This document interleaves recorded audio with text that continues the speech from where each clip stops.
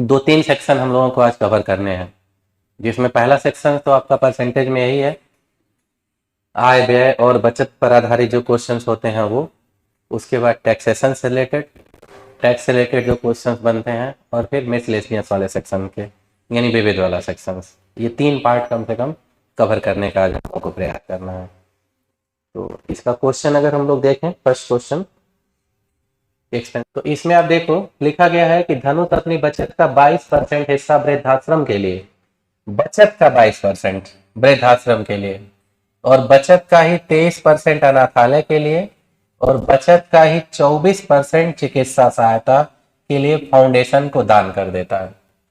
मतलब अपनी बचत का 22%, 24%, तीन जगहों पे दान कर दे रहा है। तो इन तीनों को अगर हम जोड़ दें, 22% प्लस 23% और प्लस 24%, तो इन तीनों को आप ऐड करो, 4 2 6 3 9 और 2 2 4 2 6, 69%। यानी अपनी बचत का 69% वो खर्च कर दिया।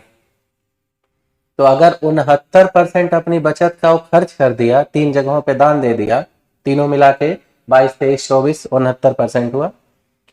तो टोटल अगर उसकी बचत हम 100% मान के चलें, उसमें से 69% उन्होंने तीन जगहों पे दान दे दिया, तो उसके पास अब बचा कितना? 31%। भाई 100 में से 69 आप माइनस कर लो तो 31% बचेगा। अब जो 31% बच रहा है उसके पास, वो कह रहा है कि बचत की शेष राशि 9300 रुपया बैंक में जमा कर दी गई।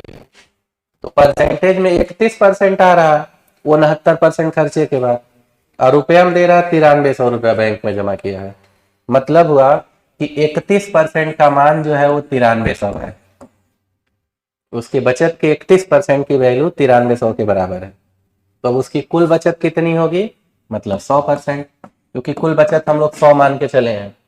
100 मान के चले हैं तो तीनों जो 69 हुआ है, तो 100 में से 69 घटा दिए हैं तो 31% उसके पास बचा, और वो 9300 रुपया दिया, इसलिए 31% का मान 9300, और उसकी कुल बचत मतलब 100% की वैल्यू। तो सीधे 100 गुणे 9300 और बटे आपका 31, 31 से इसको डिवाइड कर रहे, 31 या 93, 300 गुणे 100 मतलब 30,000। तो उसकी कुल बचत हमें पता चल गई कि 30,000 है। लेकिन हमसे बचत नहीं पूछा है, आगे एक लाइन बढ़ाया है, कह रहा धनुष का वेतन ज्ञात करिए, वेतन बताना है। और आगे कहा है कि यदि वेतन का 40% उसकी बचत राशि है, यानी जो बचत 30,000 आया है उसके वेतन का कितने परसेंट है? 40% है। यानी 40% का मान बराबर है 30,000 के।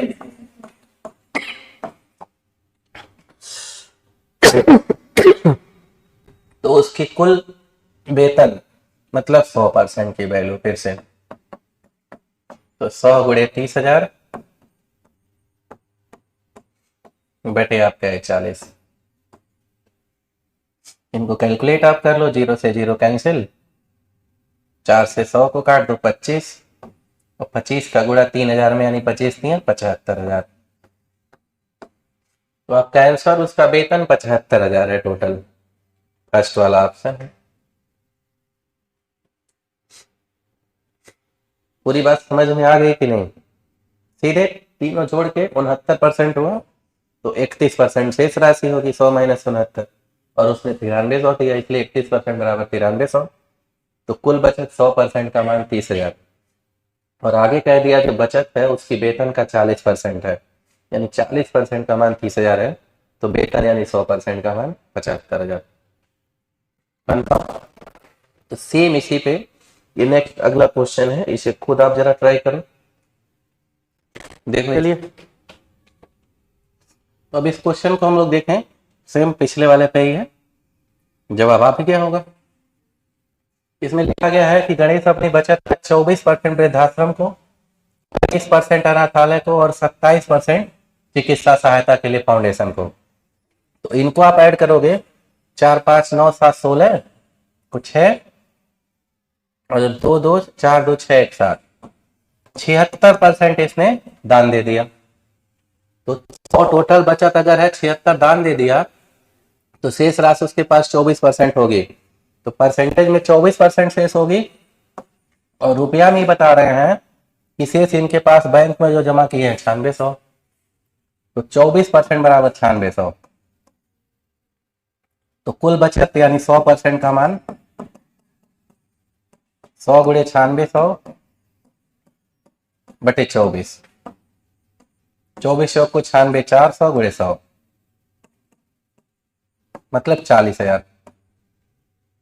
तो कुल बचत यहां पता चला 40,000 है। और क्या है कि उसका वेतन ज्ञात करो यदि वेतन का 80% उसकी बचत राशि है। यानी ये जो बचत राशि है 40,000 उसके वेतन का 80% है। तो या तो अब फिर पिछले की तरह 80% बराबर इतना, तो 100% बराबर कितना, या एक दूसरी चीज भी यहीं से आप निकाल सकते हो डायरेक्ट के लिए कि अगर वो वेतन का 80% है बचत राशि, पूरा वेतन बताना है, तो हम इसमें 80% का उल्टा गुणा वेतन आ जाएगा उसका। तो 80% को नॉर्मली 80/100 लिखते हैं, उसका उल्टा 100/80 का इसे गुणा कर दो यहीं, तो थोड़ा समय अपना बच जाएगा। एक जीरो इनके कट जाएंगे, 8×5=40, 5,000 गुणे 10, और 5,000 का 10 में गुणा मतलब 50,000 उसका वेतन होगा। और 50,000 का ऑप्शन देख लो तो चौथा वाला ऑप्शन है। कोई डाउट में भी? नेक्स्ट आइए तब अगले क्वेश्चन की तरफ।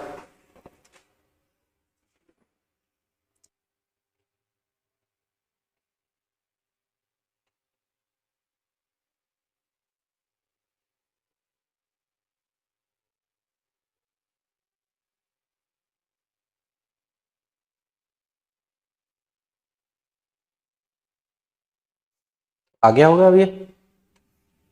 देखो अब इसमें इसमें इन्होंने कह दिया कि गिरी अपनी बचत का 22% वृद्धाश्रम को, और बचत का 12% अनाथालय को, और बचत का 22% चिकित्सा सहायता के लिए फाउंडेशन को दान कर रहा। तो 22 और 22 44 और प्लस 12, 44 प्लस 12 यानी 56%। तो 56% यहां पे इसने दान दे दिया। तो अगर 56% ये दान दे दिया तो अब इसके पास 100 माइनस 56 44% शेष राशि होगी। तो बचत की शेष राशि 44% होगी। और जबकि रुपया में दे रखा है तो उसके पास शेष राशि की 8800 है। तो 44% की वैल्यू 8800, तो उसकी कुल बचत यानी 100% का मान। तो सीधे आप 100 गुणे 8800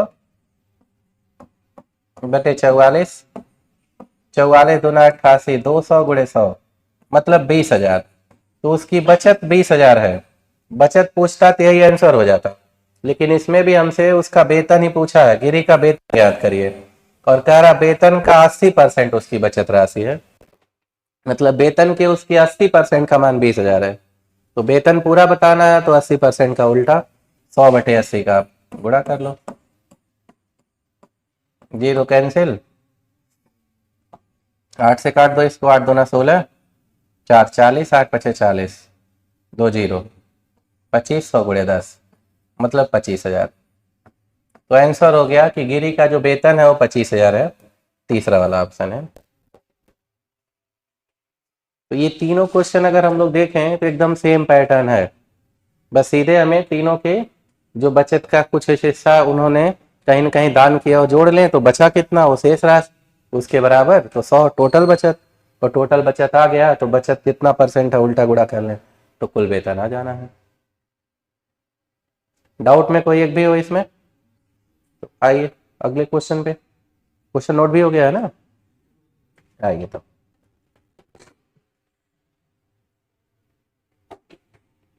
क्वेश्चन आप देखो तो एकदम उसी से मिलता जुलता है।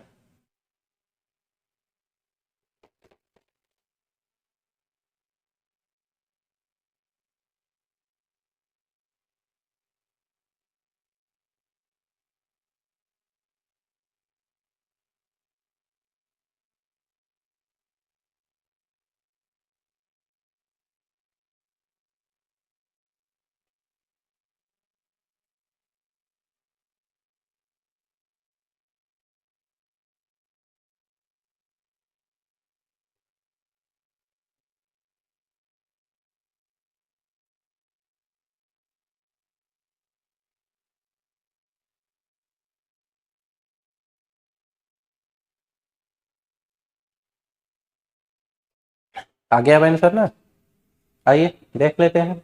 अब इसमें इन्होंने लिखा राकेश जो अपनी मासिक आय का 20% अपने घरेलू खर्च पर, ये थोड़ा सा चेंज है, ध्यान दीजिएगा। कह रहा अपनी मासिक आय का 20% अपने घरेलू खर्च पर, 15% किताब पर, 30% कपड़ों पर खर्च करता है और बाकी बचाता है। पिछले क्वेश्चनों में बचत का उतना उतना परसेंट कहीं दान दे रहा था, लेकिन इसमें बचत का नहीं, सीधे आय का ही दिया है। तो इन तीनों को आप जोड़ो, 20, 30, 50 और 15, 65%।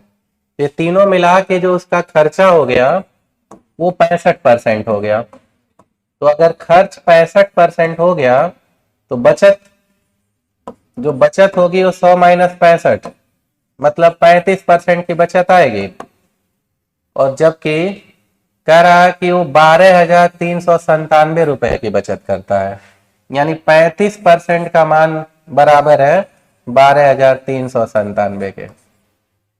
तो पूछा जा रहा हमसे उसकी मासिक आय, मतलब पूरे 100% की वैल्यू क्या होगी।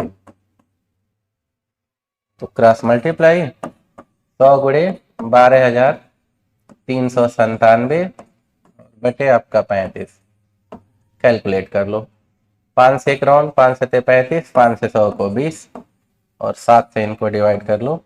7 के नम 7, 5 53, 7 सते 49, 4 49, 7 सते 49, 7 के नम 7, 20 का गुणा कर लो आप। 0, 2 एक नम 2, 2 सते 14, 2 सते 14 एक 15 और 2 एक नम 2 एक 3, 35,420, यानी फर्स्ट वाला ही ऑप्शन आपका आंसर है। ये थोड़ा चेंज था पिछले वाले से। पिछले वाले में क्या था, बचत का ही दिया था, लेकिन ये आय का दिया हुआ था। तो सीधे 65 खर्च हो गया, तो बचत 100 माइनस 65, 35%, और वो 12,397 है। तो 35% का मान 12,397, तो कुल आय 100% का मान। कंफर्म? आइए नेक्स्ट क्वेश्चन इनका।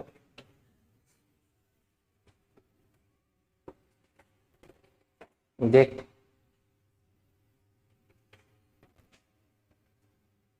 अब इसको नोट करो, दोनों पैटर्न में से देखो कौन सा पैटर्न है, ये पहला वाला है कि जस्ट पहले वाला है। उस आधार पे आप जवाब लो इनका खुद से पहले।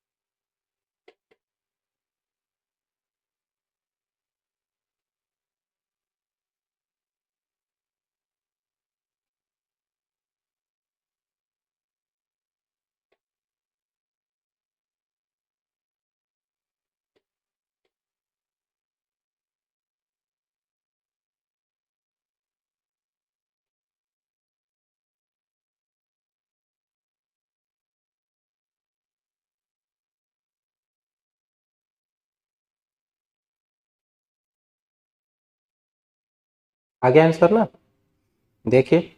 अब इसने कह रहा है कि गोकुल अपनी बचत का, ये बचत का है, यानी पहले क्वेश्चन की तरह है जो शुरू के 3 क्वेश्चन हम लोग देखें। बचत का 17% वृद्धाश्रम को, 17% अनाथालय को और 17% चिकित्सा सहायता प्रदान करने वाले संस्थान को दान करता है। तो तीनों 17% दान कर रहा है, 17 51% दान कर दिया। तो 51% अगर दान कर दिया तो उसके पास 49% बचेगा, 100 माइनस 51, तो 49% उसकी शेष राशि होगी। और जबकि क्वेश्चन में उसकी शेष राशि 9800 बताई गई, तो 49% बराबर 9800, तो उसका कुल बचत यानी 100% का मान। तो सीधे आपका 100 गुणे 9800 बटे 49, कैलकुलेट करो आप। 49 से 98 दो बार में, 200 गुणे 100, 20,000। तो उसकी कुल बचत हमें पता चल गई 20,000 है।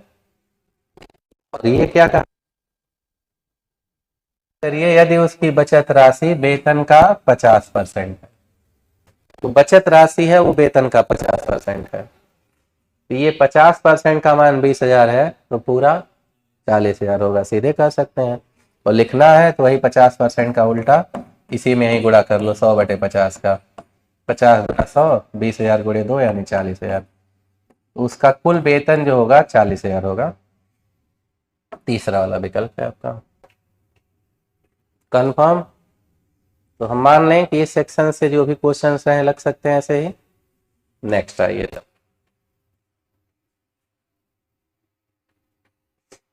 अब कुछ परसेंटेज त्रुटि से रिलेटेड जो क्वेश्चन बनते हैं कि कोई विद्यार्थी किसी संख्या में किसी से गुणा करने बजाय किसी और से गुणा कर दिया तो उसके परिकलन में कितने % की त्रुटि हुई, उससे रिलेटेड एक दो क्वेश्चंस आप देख लो।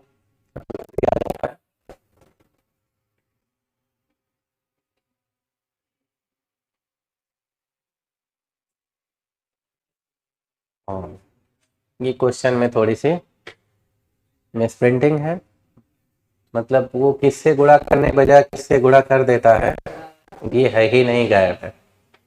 ठीक है ना, तो अपनी तरफ से हम लोग ले लेते हैं कुछ भी। जैसे इन्होंने कहा कि एक आदमी किसी संख्या को जो है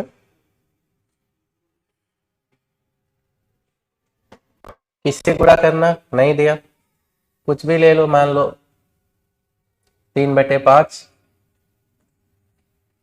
के बजाय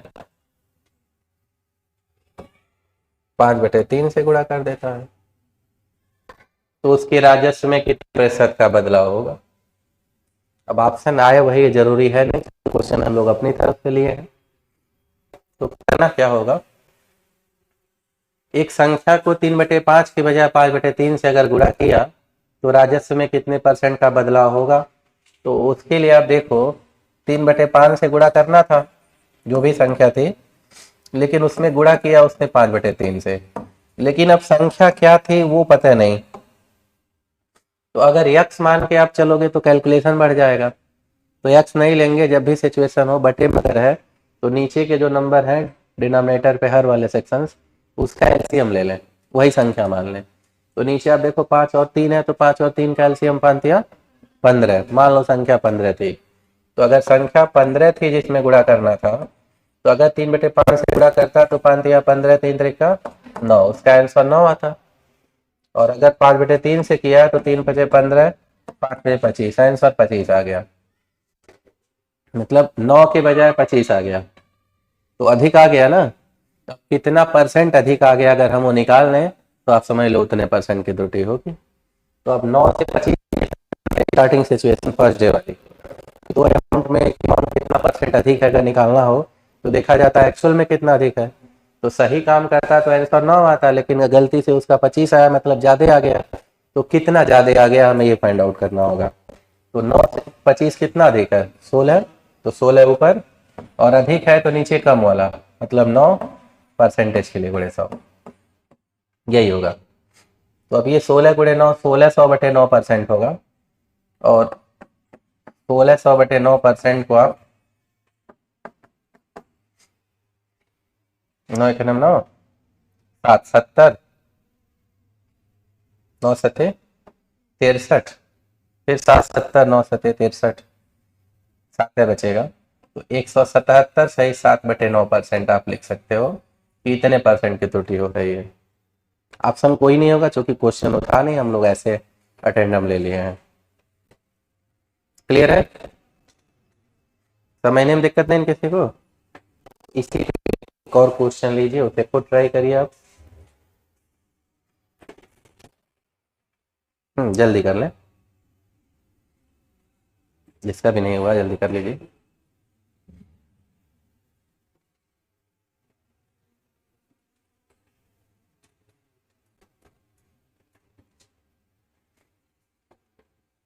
हो गया, आई।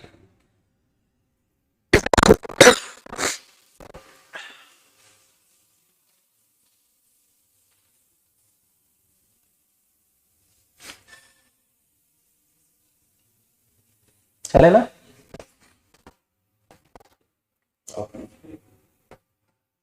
इसमें भी छूटा है।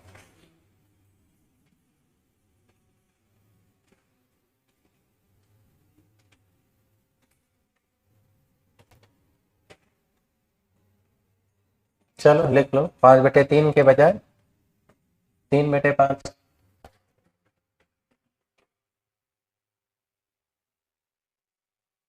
नोट करिए, एक छात्र ने एक संख्या को 5/3 के बजाय 3/5 से गुणा कर दिया, तो उसके उत्तर में गलती का प्रतिशत ज्ञात करें।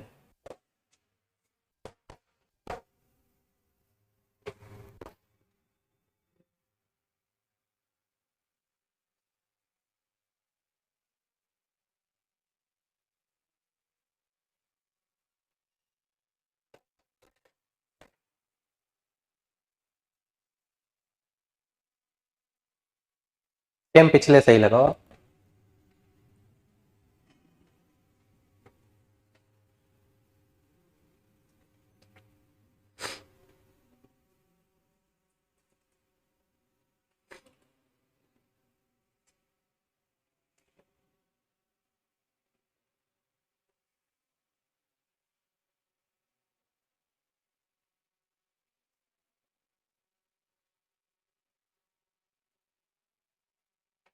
आ गया ना? अब इसमें देखो, आप 5/3 से गुणा करना था जो भी संख्या थी, और उसमें 5/3 की बजाय इन्होंने 3/5 से गुणा किया। तो संख्या थी क्या, यहाँ भी एलसीएम लो 3 और 5 का, 15।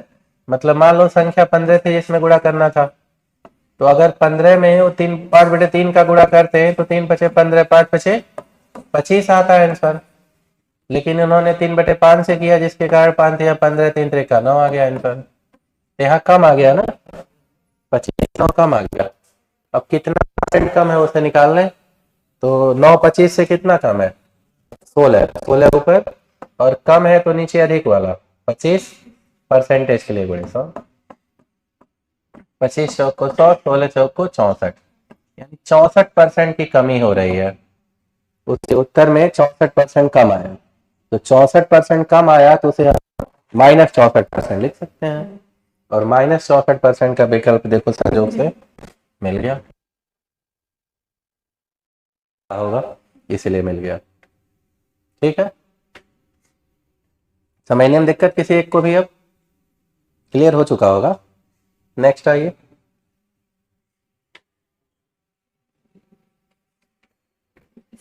हर क्वेश्चन में इस पैटर्न के वही चीज छूटा है, तो यहाँ कुछ और लिया जाए ऐसे ही। मान लो 4/5 के बजाय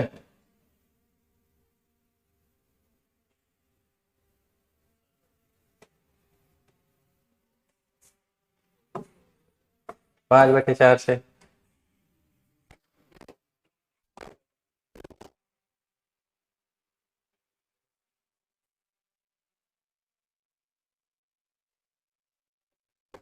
कैलकुलेट करो, आप देखो।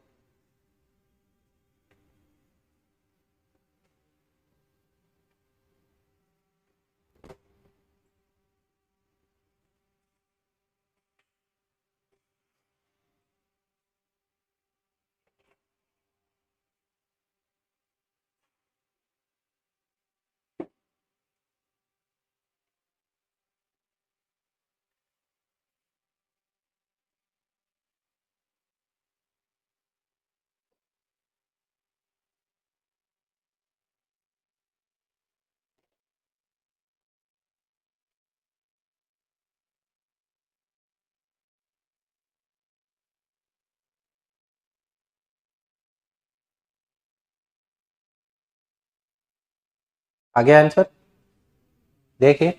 अब इसमें इन्होंने कह दिया कि 4/5 के बजाय 5/4 से गुणा किया, तो यहाँ नीचे 5 और 4 है, उनका एलसीएम 20, संख्या 20 मान लो आप। तब आप देखो जरा क्या हो रहा है। ये 5 चौक को 20, 4 चौक को 16 आता, और अगर 5/4 से किया तो 4×5 = 20, 5×25 आ गया। तो 16 की बजाय 25 आ गया, मतलब अधिक आ गया। अब कितना अधिक है, तो 16 से 25 कितना अधिक है, 9।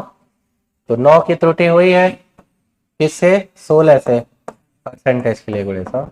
भाई अधिक है तो नीचे कम लेंगे, उल्टा लिया जाता है।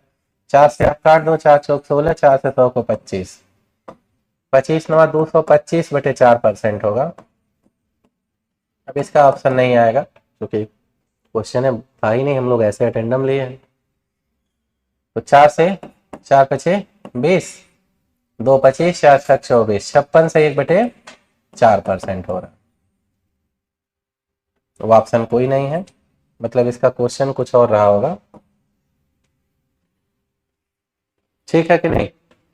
तो तरीका समझ में आ गया, जो भी क्वेश्चन हो लगा सकते हो आप। नेक्स्ट पैटर्न पे तब आ जाइए।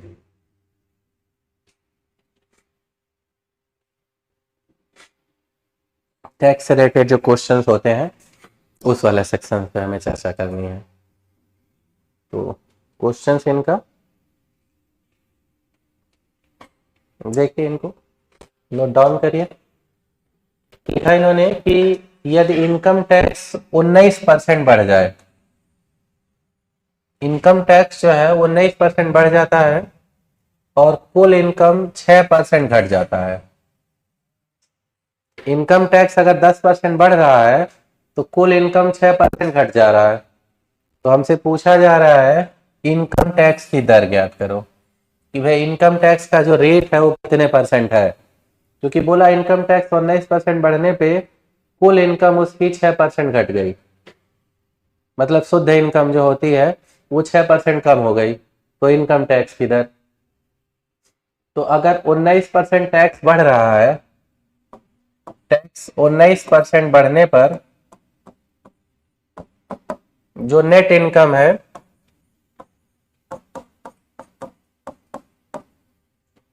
वो 6% घट रही है। मतलब टैक्स का 19% कहीं न कहीं नेट इनकम के 6% के बराबर होगा, तभी तो ये 19% बढ़ने पे नेट इनकम 6% घट रही है। क्योंकि 19 बढ़ा फिर भी नेट इनकम 6% घट गई, इसका मतलब है कि उसका 19% उसके 6% के बराबर है। परसेंटेज दोनों तरफ आप यहीं कैंसिल कर दो, जो टैक्स है यहीं रहने दो, नेट इनकम को इधर उठा लो आप।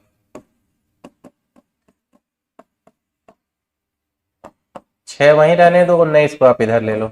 मतलब क्या हुआ कि 6 रुपया टैक्स देने के बाद, टैक्स अगर 6 रुपया है तो उसकी नेट इनकम जो बच रही है 19 रुपया, शुद्ध इनकम 19 रुपया। तो अगर 6 रुपया टैक्स देने के बाद शुद्ध इनकम 19 रुपया है, तो कुल कहीं ना कहीं 19 है 25 रुपया कमाया होगा। 25 रुपया कमाया होगा तभी 6 रुपया टैक्स दे देगा, तो उसके पास 19 रुपया बचेगा। यानी उसकी कुल आय 25 रुपया है, जिसमें से वो 6 रुपया टैक्स दिया है। तो अगर 25 रुपया में से वो 6 रुपया टैक्स दे दिया तो कितना परसेंट टैक्स दिया वही बताना, वही टैक्स की दर होगी।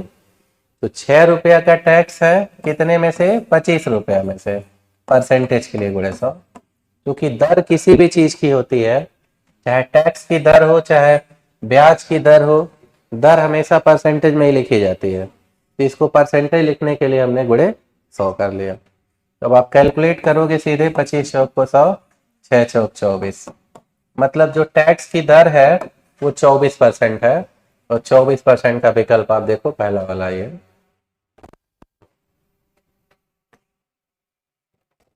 कंफर्म? दिक्कत किसी एक को भी? इसी पे सेम अगला क्वेश्चन जरा लीजिए, खुद प्रयास करिए।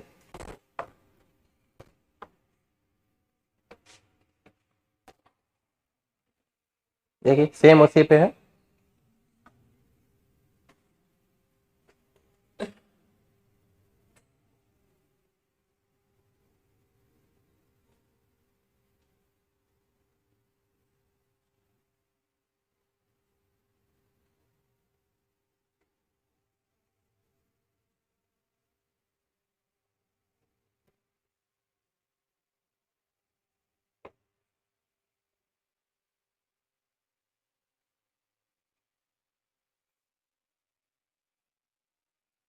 देख लें। अब इसमें देखें अगर आप, तो इन्होंने लिखा कि यदि इनकम टैक्स 17% बढ़ जाए तो जो शुद्ध इनकम है नेट इनकम वो 3% कम हो जाती है। तो इनकम टैक्स की दर ये ज्ञात करें।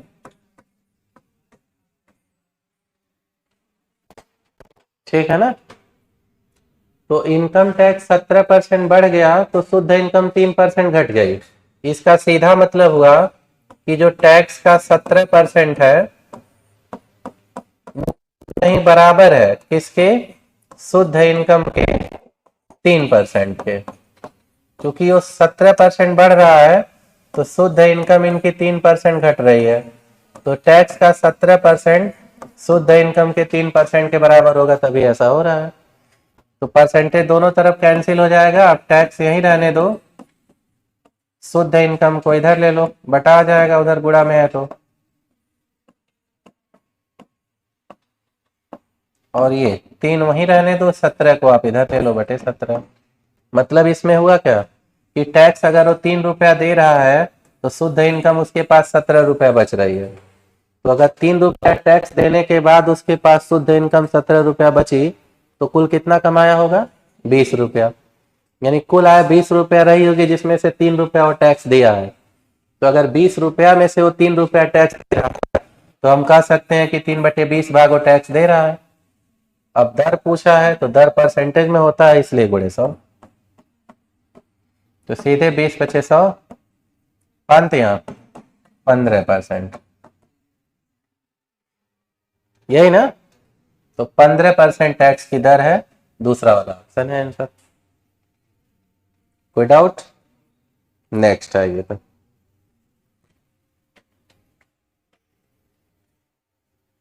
अब मिसलेनियस सेक्शंस हम लोगों के परसेंटेज में बचे हुए हैं। तो मिसलेनियस में विविध वाला जो क्वेश्चन होता है उसमें आप देखिए, ये क्वेश्चन एक आपके सामने है। अब इसमें इन्होंने लिखा कि एक कमरे में 2 तरह के जानवर हैं, कुछ बिल्ली और कुछ कुत्ते हैं। बिल्ली और कुत्ते 2 तरह के जानवर हैं, जिसमें प्रत्येक बिल्ली का 7 बिस्किट खाती है और जबकि प्रत्येक कुत्ता 9 बिस्किट। बिल्ली के द्वारा 7 बिस्किट और कुत्ते के द्वारा 9 बिस्किट। और आगे कह दिया 45 जानवरों द्वारा कुल 345 बिस्किट खाए गए। तो बिल्लियों की संख्या ज्ञात करें, कुत्ते और बिल्लियों दोनों की अलग अलग। तो इसमें मामला ये दिया इन्होंने कि एक बिल्ली जो है, प्रत्येक बिल्ली 7 बिस्किट खाती है और प्रत्येक कुत्ता जो है 9 बिस्किट खाता है। तो अगर हम 9 को 7 + 2 लिख दें तभी तो बात वही आएगी, 7 और 2 मिला के 9 बिस्किट खाता है प्रत्येक कुत्ता, जो कि क्वेश्चन में दिया कुत्ता 9 बिस्किट खाता है। हमने अपने फायदे के लिए, समझने के लिए 9 को 7 + 2 लिख दिया। इसको लिखने के पीछे कारण क्या है कि अगर प्रत्येक जानवर, चाहे बिल्ली हो चाहे कुत्ता, ये 7 बिस्किट खाएं, थोड़ी देर के लिए हम लोग मान लें कि कुत्ता भी 7 बिस्किट खाता है, बिल्ली भी 7 बिस्किट खाती है, और उस कमरे में कुल कितने जानवर हैं, 45 ठो। तो अगर हर जानवर 7-7 बिस्किट के खाएंगे और 45 जानवर हैं, तो उनके द्वारा जो कुल बिस्किट खाए जाएंगे वो 45 × 7, 45 × 7 मतलब 7 बचे 35 और 7 × 4 = 28, 3 31। कितने बिस्किट खाएंगे टोटल, 315। अगर कुत्ता भी 7 खाए, बिल्ली भी 7 खाए, तो कुल 45 जानवर है, हर जानवर 7-7 बिस्किट खाएगा, तो 45 × 7 = 315 बिस्किट खाए जाएंगे। लेकिन क्वेश्चन में दिया है कि कुल कितने बिस्किट खाए गए, 345 ठो। 315 की बजाय 345 ठो ज्यादा खाया गया है। कितना ज्यादा खाया गया है, 30 ठो। 315 से 345, 30 अधिक है, मतलब 30 बिस्किट अधिक खाया गया। अब वो 30 बिस्किट क्यों अधिक खाया गया, उसके पीछे कारण है, हर कुत्ता 2 बिस्किट ज्यादा खाता है, इसीलिए वो 30 अधिक खर्च हुआ है। तो अगर हर कुत्ता 2 बिस्किट ज्यादा खाता और 30 बिस्किट अधिक खर्च हो गया, इसका मतलब हो गया कि कुत्तों की संख्या 30/2 यानी 15 होगी। 15 कुत्ते होंगे तभी तो 2-2 बिस्किट ज्यादा खाएंगे, तो 15 दूना 30 बिस्किट ज्यादा खा लेंगे। तो यहां से पता चल गया कि कुत्तों की संख्या 15 है, 15 कुत्ते हैं, ठीक है। और कुल जानवर 45 हैं, 45 में से हम लोग ये जान गए कि 15 कुत्ते हैं। तो अगर 15 कुत्ते हैं तो बिल्ली कितनी होंगी? 45 माइनस 15 यानी 30 हो। तो 15 कुत्ते और 30 बिल्ली, ये आपका आंसर होगा। अब अगर ऑप्शन में हम लोग देखें तो एक भी ऑप्शन वो दिया नहीं है, मतलब कह सकते हो आप कि ऑप्शन सारे के सारे इनके गलत हैं। कहीं न कहीं या तो क्वेश्चन में टाइपिंग मिस्टेक होगी या फिर ऑप्शन में टाइपिंग मिस्टेक होगी, दोनों में कहीं न कहीं एक पार्ट है। तो क्वेश्चन के अकॉर्डिंग आंसर यही है कि 15 कुत्ते हैं और 30 बिल्ली हैं। उम्मीद की जाए कि क्लियर हो गया होगा। अगर हम ऑप्शन लाना चाहते हैं कि ऑप्शन जो है सही हो जाए, तो ये 345 की बजाय क्वेश्चन में अगर 365 हो जाए तो पहला ऑप्शन सही हो जाएगा। 365 अगर हो जाएगा तो 315 से 365 कितना ज्यादा होगा? हाँ, 50 ज्यादा हो जाएगा। तो 25 कुत्ते होंगे तब नहीं ऑप्शन मिलेगा। मतलब 355 पे लगा के देखो, अगर 355 रहे तो 355 रहेगा। 315 से 355 कितना ज्यादा है? 40 ज्यादा है। और 40 को 2 से भाग दोगे तो 20 कुत्ते ले लेता, पहला सही हो जाएगा। मतलब ये 345 की बजाय यहाँ कितना होना चाहिए? 355, तब पहला ऑप्शन आएगा। और अगर 345 है तब सारे ऑप्शन गलत हैं, कोई ऑप्शन सही नहीं है, तब 15 कुत्ता और 30 बिल्ली है। क्लियर हो गया कि नहीं? तरीका समझ में आ गया ना?